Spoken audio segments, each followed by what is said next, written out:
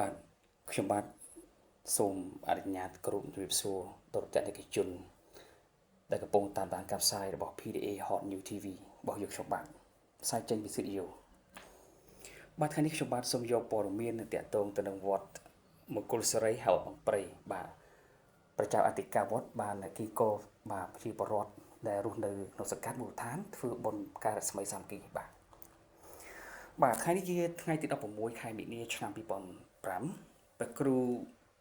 ញៀនសារ៉ោខុនសុខៀងប្រជាអធិការវត្តមង្គលសិរីហៅវត្តភ្នំព្រៃដែលមានទីតាំងនៅសង្កាត់ពុនសាំងខណ្ឌពេជ្រនៅរាជភ្នំពេញព្រះអង្គបានគួចកោបាទគីកោបងប្អូនដែលជាពលរដ្ឋរស់នៅមូលដ្ឋានចំនួន24ភូមិដើម្បីធ្វើបុណ្យការស្មីសាមគ្គីដើម្បីប្រមូលបច្ច័យកសាងថ្លោងទ្វារវត្ត2បាទ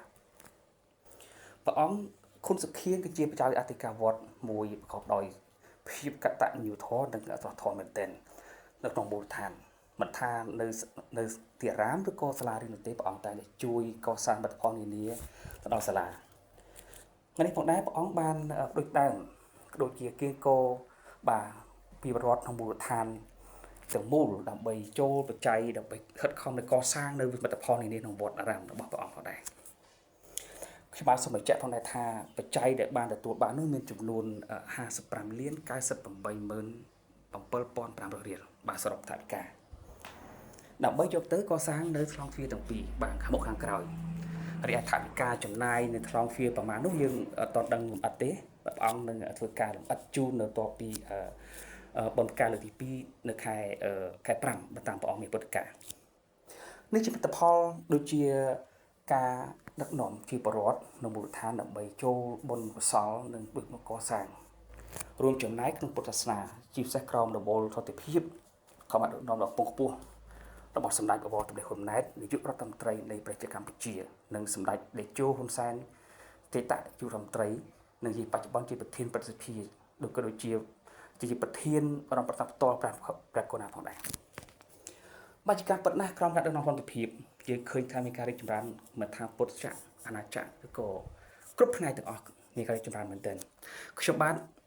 មានកិត្តិយសក៏បានចូលរួមហើយក៏បានធ្វើការថតយកព័ត៌មានទាំងស្រុងជួយដល់អតិថិជនទស្សនាក៏ដូចជាការចែករំលែកមួយបបធរចែករំលែកមួយយ៉ាងល្អសម្រាប់ប្រពៃណីផូរផង់របស់ប្រជាជនរបស់យើងបាទនេះគឺជាទស្សនវិជ្ជាមួយដែលច្រើនមែនទែនគូកមែនទែនសម្រាប់ថ្ងៃ16ជាងហេតុតែម្ដងជិតប្រមាណប្រហែលជាជាង2000នាក់បាទហេតុបបការសរុបគឺមាន1000ដើមបាទច្រើនមែនទែនបងប្អូនបាទច្រើនមែនទែនទោះបីជាមានការក្តៅបន្តិចក៏ដោយតែចិត្តទឹកនឹងការញញឹមញញែមរបស់ពីរបស់យើងប្រកបដោយភាពសប្បាយចិត្តរីករាយបាទសំឡេងយ៉ាងបាទគឺថាគងមែនទែនបាទឃើញដែរយើងឃើញក៏មានវត្តមានលោកឈុនឆាំជាចាស់សង្កាត់ពុនសាំងលោកបានចូលរួមដែរបាទក្នុងកម្មវិធីនេះរួមចំណែកជាមួយជាបរដ្ឋបាទខ្ញុំបាទសូមអរគុណដល់ការតាមដានទស្សនាការផ្សាយរបស់អង្គភាព PDA Hot New TV ខ្ញុំនឹងព្យាយាមយកព័ត៌មានល្អបន្ថែមទៀតជូនចែកជូនអតិថិជនដែលកំពុងទស្សនាក៏ដូចជាចែកលេខនឹងវប្បធម៌និងការចំណេះដឹងផ្សេងប្លែកដើម្បីជួយចំណែកអភិវឌ្ឍថៃបាលកម្ពុជាខ្ញុំបាទសូមអរគុណនិងសូមអធិស្ឋានរកការខុសឆ្គងដល់កត្តាណាមួយសូមជួយកែតម្រូវខ្ញុំបាទនឹងធ្វើការកែតម្រូវទៅតាមតម្រូវការរបស់បងប្អូនអតិថិជន